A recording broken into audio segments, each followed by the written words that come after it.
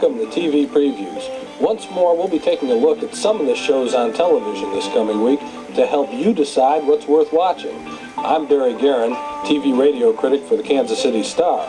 With me is Scott Hettrick, TV critic for the Independence Examiner, the Blue Springs Examiner, and the Olathe Daily News.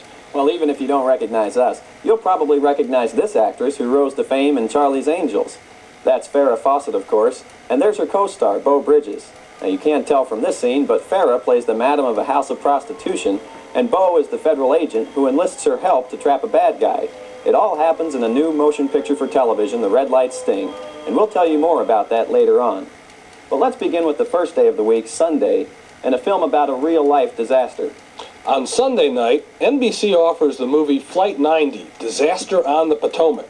It's the story of what happened to some of the people on that Air Florida jet 2 years ago, the plane that hit the 14th Street Bridge in Washington and then fell apart as it splashed into the ice-cold Potomac River. Imagine how it was inside that plane just seconds after it lifted off the ground, and it becomes clear that something is very wrong.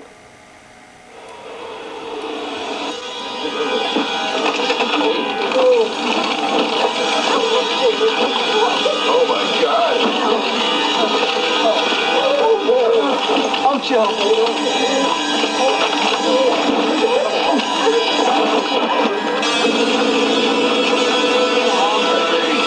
Come on! We're not gonna make it. Do what I do. Now!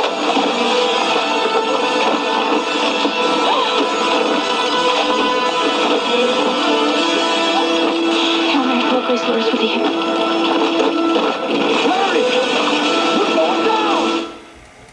Ooh, there were 79 people on board, but only 6 made it to the surface of the water and only 5 survived. NBC bought the rights to the story from almost everyone involved and did a tremendous job of recreating the disaster, sticking carefully with the facts. Richard Mazur, you may remember him from One Day at a Time or Empire or as Danny in The Winter of Our Discontent. Mazur was picked to play Roger Olean. Olean was an unusual hero because he didn't save anybody. But he did jump into the water, he did swim close to the survivors, and he did yell to them that it was going to be all right. Hang on! Don't give up!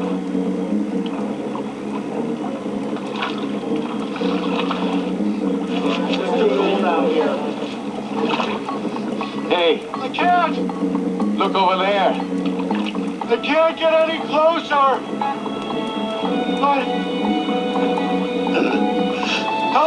Help's coming! We're gonna make it. Hang on! Just a little while! Thank God. It's gonna be all right! We're gonna make it. That ice you saw? That's really styrofoam. Also, the water is 84 degrees, not 34 degrees like it was when the plane really went down. The acting is good, though, and the story moves quickly. At least I thought so. Well, I agree. The acting was good, and it moved fairly quickly, and they did a very good job of recreating the tragedy, there's no doubt. I had a little problem with the motivation for the film. I mean, I think we all still vividly remember that whole tragic incident that happened not too long ago. You know, it was vividly portrayed in front of our television, on our television sets live.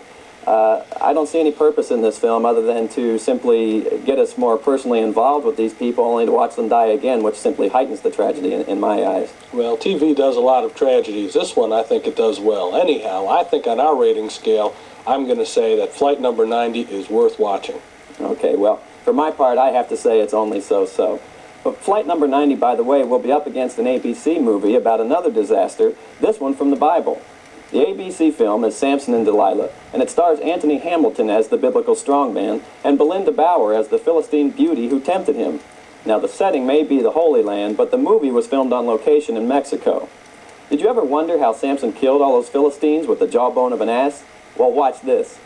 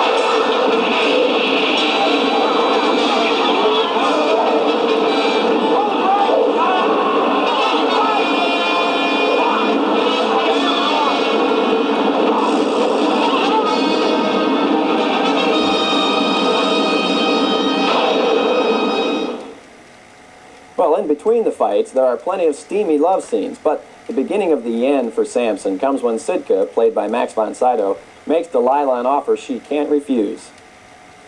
I will put half of my estates in your name this very day. All that I own, from Gaza to the Straits, yours and mine. You don't believe me? I will execute the contract, place it before the council, when you become my wife. Well? What do you want? Samson. No.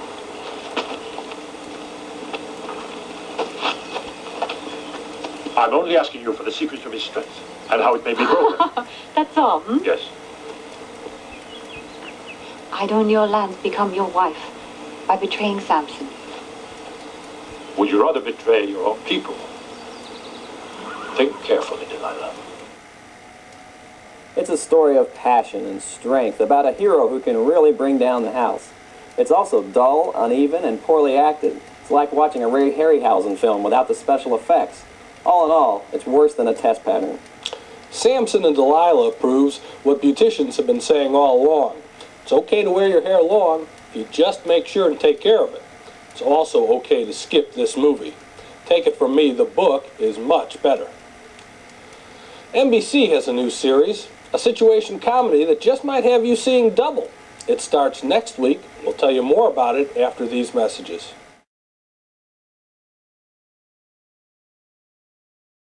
Before we go on to the rest of the week, there's one more program we should mention. It's a half-hour show that's going to be on Channel 41 Sunday afternoon, and it's called Clay Feet. Clay Feet is a Capital Cities family special. If you've never seen a Cap Cities family special, these are little programs that try to provide big messages. The message in Clay Feet is, don't become so ambitious that you lose sight of everything and become dishonest and cheat. Well, our hero is played by Michael Harrington. Mike is senior class president, captain of the tennis team, and editor of the school paper. And Mike is also a lousy burglar. He wants a college scholarship so bad that he steals a midterm test. He puts the test in his notebook and then loses it. Well, unfortunately for Mike, the dean of students finds the notebook. The dean invites Mike to play a set of tennis, and it becomes a sort of cat-and-mouse game. Torn by guilt and confusion, Mike asks the dean, played by Keen Holiday, to explain the ordeal while playing the game. Why did you ask me down here anyway? To play a little cat and mouse? Try to get a confession out of me? Is that the real game? Mike, I've been watching you for 3 years. I saw you as a freshman, and I saw myself in action all over again. You're walking down the same road I did. What did you do? Pretty much the same thing. I cheated, and I got caught. Thank God. See, Mike, I wanted to be king of the mountain, and nothing was going to stop me. There was only one thing that mattered. That was winning. First place.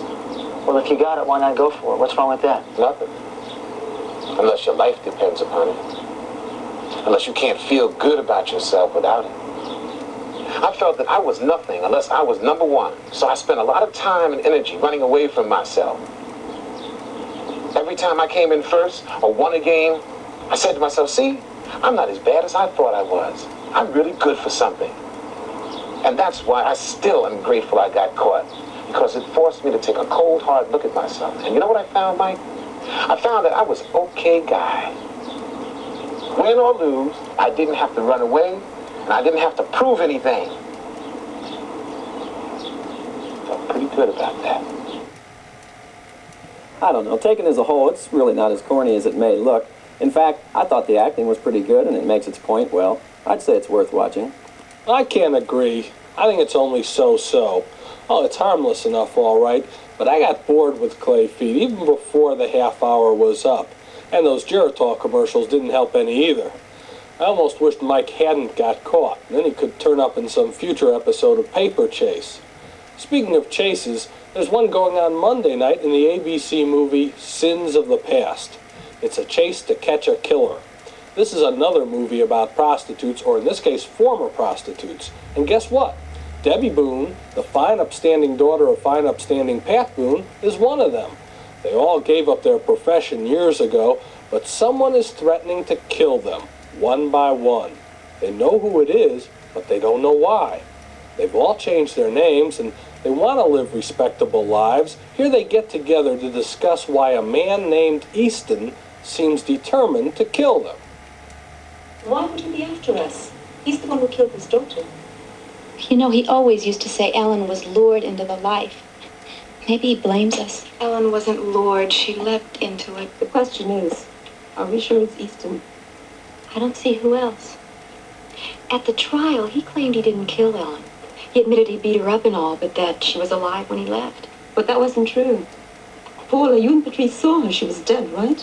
Yeah, and the neighbors heard the whole thing. I mean, they even testified against Easton at the trial.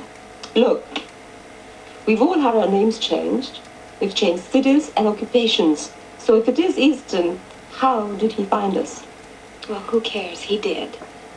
Amy and Diane are dead, and we have to figure out what to do about it. In the end, Debbie Boone is the next target.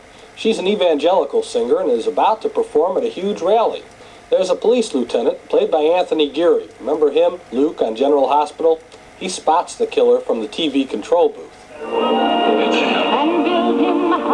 here, I think I found him. And he did get it. But how? There were policemen everywhere. Some kind of disguise. How did he get backstage at the theater without being noticed at all?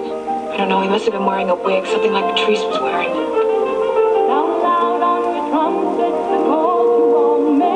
I've got to go to the ladies' room.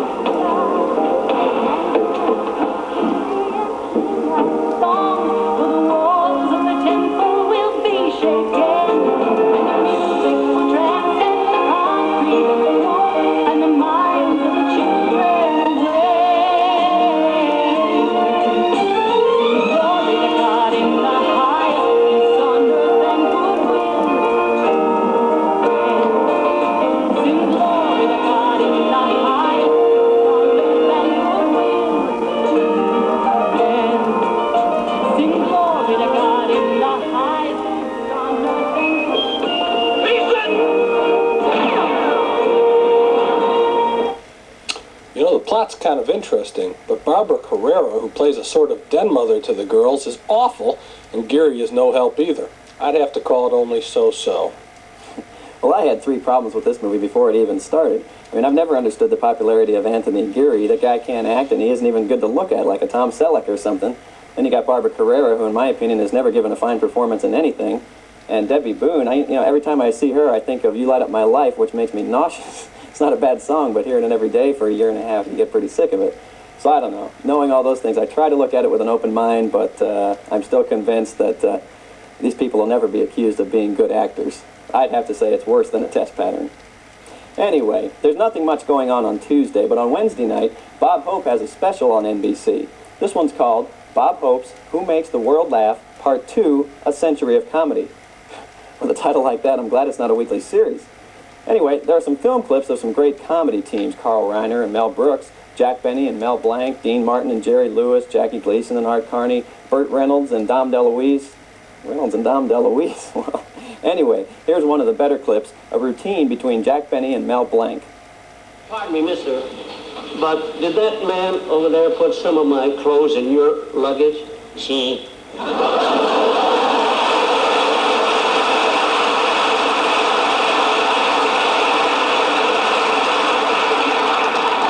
Well, are you going to Mexico City? Sí. Are you taking flight 18? Sí. What's your name? Sorry.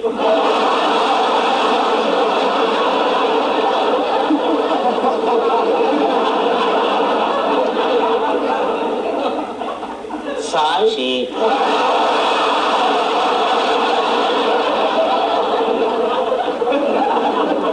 I understand you're going to visit your sister. Sí. I'm afraid to ask this next one. What's her name? So. Well, I think people generally know what to expect when they see these compilation films coming up on TV, and I think we can both safely agree that they're generally worth watching. So let's talk about the new NBC sitcom that begins Wednesday evening. If you think you are seeing double when you watch it, don't worry. The stars of the show are real-life twins, Gene and Liz Sagal. The name of the show is Double Trouble. Now, on this program, the Sagal twins play 16-year-old sisters Kate and Allison. Now, despite the similarity of names, the show has absolutely nothing in common with Kate and Allie, the new series on CBS. For one thing, Kate and Allie is occasionally funny. For another thing, Kate and Allie is set in New York. Double Trouble is set in Des Moines, Iowa. The mother of the twins died a short while back. Their father's played by Donnelly Rhodes. Each week, the girls get into some silly misadventure because one pretends to be the other. This week, Kate takes Allie's driver's license and gets hit from behind. When Dad gets home, they try to wriggle out of the mess. This is just getting worse and worse. Every lie leads to the next one. You've been doing this to me my whole life. Aren't you ever going to learn? I don't think so. Oh, it's Dad. Okay, everybody look like nothing happened. Allison, put away the bill. Okay, Michael, pretend you're sitting. Okay. Hi. Hi, Dad. Hi, Dad. Hi. Hello, Michael. Hi. Michael, what are you doing here at this hour of the night? Sitting. Art, it's only midnight on a Saturday night. When I was 17, I was home at 10 o'clock every night. Wow. There wasn't even television to watch in those days, was there? The girls are cute, the script is awful, the jokes are nowhere to be found, and the person who runs that laugh track machine probably was made to perform at gunpoint. Well, I couldn't agree with you more. You know, I don't know how they've done it, but somehow they've taken a bad 20-year-old sitcom, stole the premise, and made it worse. Well, calling this show bad would be being too kind. Quite frankly, this one's worse than a test pattern. It's awful, I agree. But let's move on to something that I think you might like. When we return, let's talk about Farrah Fawcett's new movie, The Red Light Sting.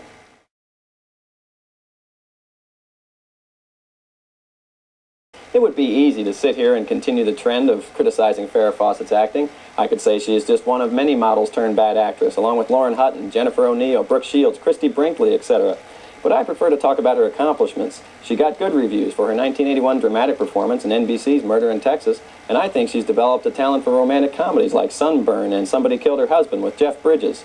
Well, this week she stars in her first romantic comedy for television. Interestingly, her co-star is Jeff Bridges' brother, Beau Bridges.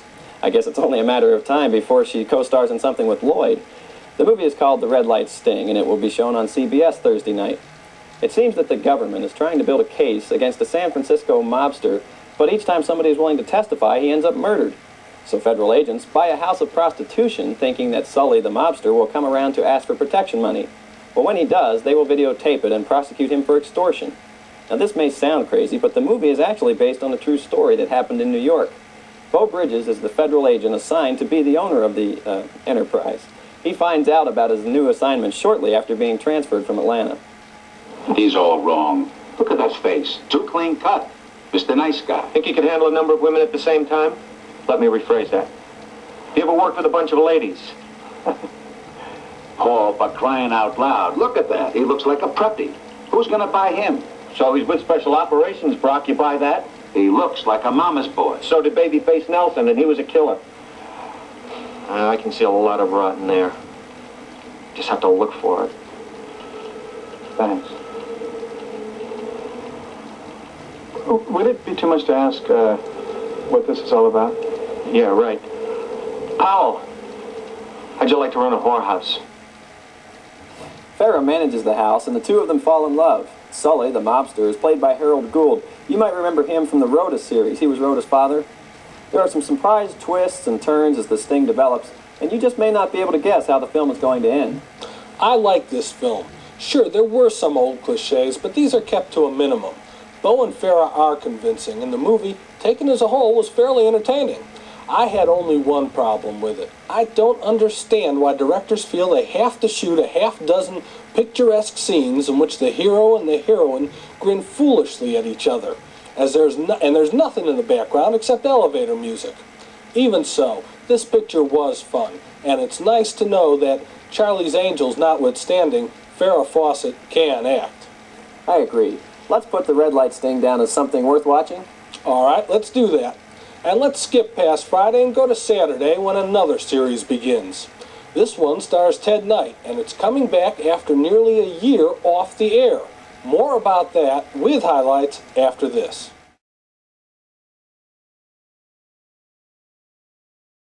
Remember the series Too Close for Comfort? After 3 years on ABC, it was canceled, but not killed. Now it's being independently syndicated, and the first new episode starts late Saturday afternoon on Channel 9. This is a show where Ted Knight plays Henry Rush, a cartoonist with 2 shapely daughters. They're played by Deborah Van Valkenburg and Lydia Cornell. Mostly the show is silly, but there are some moments of solid humor. Here's a scene from an upcoming episode. So, what did you have in mind when you asked me to come over when your wife happens to be out? Miss Rafkin, I'm going to level with you. I want something from you. Let's hear what it is, and let's hope I still have it. Come into the bedroom. Animal, let's go.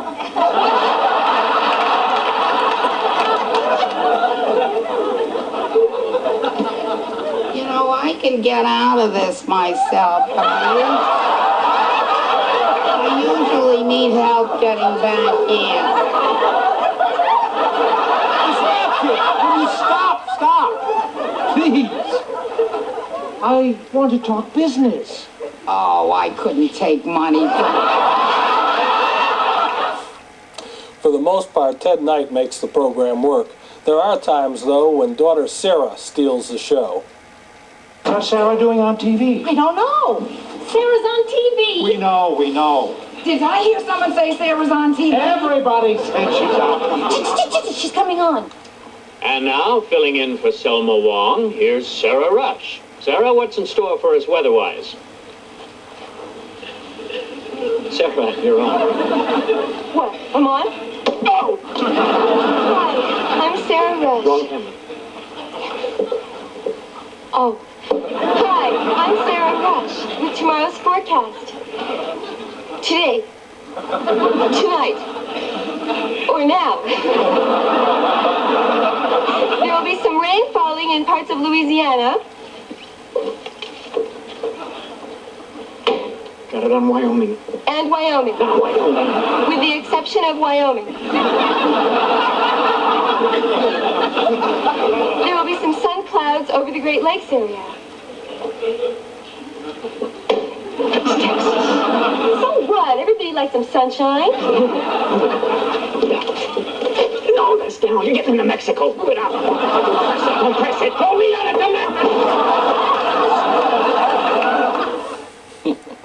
Now there's a woman who can certainly give some new meaning to weather fronts. I'll say. You know, I have to admire any show that tries to produce new episodes even after it's been axed by the network. That's a tough challenge, to say the least, and I wish it all the success. But unfortunately, I've never been able to drive more than about 1 or 2 medium laughs out of any one episode. I'm going to have to rate it only so-so. Well, I have to agree. Only so-so. That's because Too Close for Comfort sometimes is just too silly for words. That's about all the time we have this week. Join us next week for a look at the powerful 3-part miniseries on George Washington and a peek at the new NBC series, The Duck Factory. We'll be watching for you then.